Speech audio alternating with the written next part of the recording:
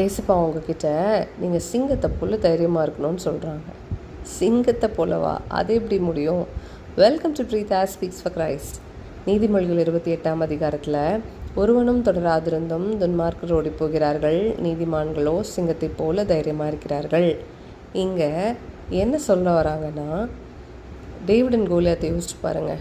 David ஒரு குட்டி பையன், கையில் 5 கல் தான் இருக்குது.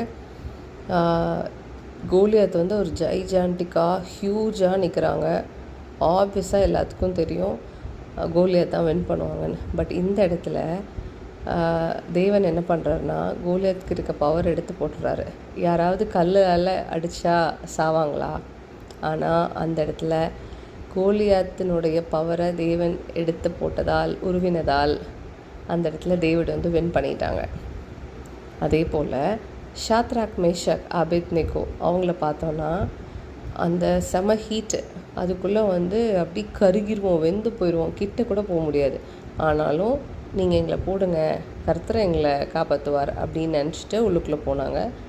அவங்கக்கிட்ட எந்த ஒரு ஸ்மெல்லும் வரல. அதே மாதிரி அந்த ஹீட்டோட தன்மை இருக்கும் பார்த்தீங்களா, அந்த தன்மையை ஏசப்பா எடுத்து போட்டாங்க. இப்போ நம்மக்கிட்ட என்ன சொல்கிறாங்கன்னா, நீ இரு, உனக்கு எதிராளிகளும் இருப்பாங்க, எதிராளிகள் முன்னாடி போய் நெல் சும்மா. அந்த இடத்துல எதிராளிகளுடைய பலத்தை, பவரை உருவி போட்டுருவாங்க.